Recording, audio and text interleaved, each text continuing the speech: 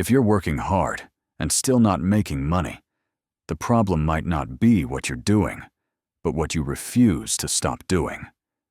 Most people think progress comes from adding more effort, more ideas, more information. But in reality, real wealth is often built by subtraction, by removing behaviors that quietly sabotage progress, even though they feel productive, reasonable, or safe. And that's what this video is about. Because if you want to be rich, there are certain things you have to stop doing.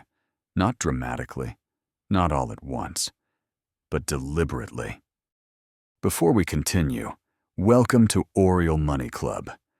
This channel is about money without hype, growth without burnout, and building wealth in a way that actually lasts. Now let's get into it.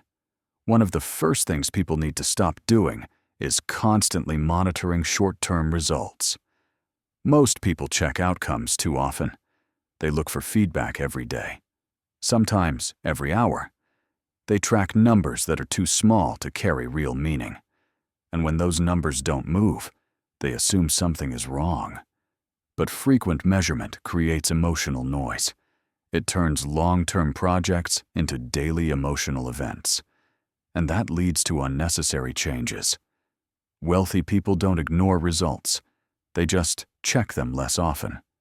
They understand that most meaningful progress doesn't show up on a daily basis. So they give their actions time to work before judging them. Another thing people need to stop doing is confusing activity with effectiveness. Being busy feels productive. It feels responsible. It feels like you're doing something. But movement alone doesn't create value. Many people fill their days with tasks that make them feel useful, while avoiding the few actions that actually move the needle. Wealth is rarely built through constant motion. It's built through focused execution on a small number of high-leverage actions. That often looks slower and less impressive, but it compounds. Another behavior that quietly kills progress is reacting to every new piece of information. The internet makes this worse. Every day there's a new strategy, a new opportunity, a new warning, a new trend. And most people feel the need to respond to all of it. They adjust, they pivot, they optimize. But constant reaction prevents consistency. People who build wealth understand something simple. Not everything deserves a response. Sometimes the most productive move is to do nothing and stay the course. Another thing people need to stop doing is seeking emotional validation from their decisions. Many people want reassurance that they're doing the right thing. They want signs. They want confirmation. They want to feel good about their choices. But money doesn't reward emotional comfort. It rewards consistency over time. If you need to feel good every step of the way, you'll abandon most paths too early. Wealthy people don't constantly ask, "Does this feel right?" They ask, "Is this aligned with the system I committed to?" And then they execute, even when it feels dull. Another mistake people make is constantly restarting instead of continuing. Starting feels powerful. It feels clean. It feels hopeful. Continuing feels repetitive. It feels messy. It feels uncertain. So when things slow down, people convince themselves that a fresh start is the smart move. But most financial progress is made in the middle of things, not at the beginning. Restarting resets momentum, it resets learning, and it delays compounding. Wealth comes from staying long enough for small advantages to add up. Another behavior to stop is over-optimizing too early. Many people try to perfect systems before those systems are even proven.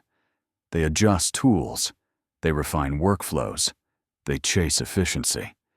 But optimization before traction is often just another form of avoidance. Wealthy people focus first on durability. They ask, "Can I keep doing this consistently?" Efficiency comes later. Another thing that holds people back is outsourcing responsibility to circumstances. They blame timing, they blame the economy, they blame the market. Sometimes those factors matter, but focusing on them rarely helps. People who build wealth focus on what they can control: their behavior, their consistency, their standards. They accept uncertainty as part of the process, not as a signal to stop. Another critical thing to stop doing is tying identity to short-term outcomes. Many people feel successful or unsuccessful based on recent results. A good week makes them confident. A bad week makes them question everything. But that creates instability. Wealthy people anchor identity to process, not outcomes. They see themselves as builders, operators, long-term thinkers. Results fluctuate. Identity doesn't. And that stability changes everything. If you want to be rich, you need to stop thinking of money as something you chase and start thinking of it as something that emerges from sustained behavior over time. This doesn't mean working non-stop. It means working consistently. It means choosing boring actions over exciting distractions. It means letting go of the need to feel progress every day. Because real progress often feels invisible until it suddenly isn't. And that's where most people fail.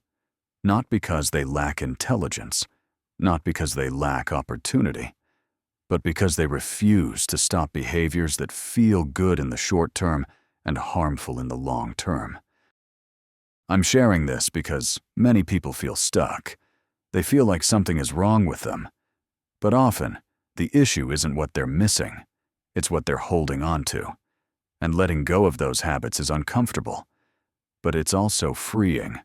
If this way of thinking resonates with you, this is exactly what we build here at Oriole Money Club. Clear thinking, long-term perspective, and realistic conversations about money. If you want to keep developing this kind of mindset, stay with Oriole Money Club for the next videos. Because money is a tool, but clarity is what lets you use it well. And that might matter more than any strategy you'll ever learn.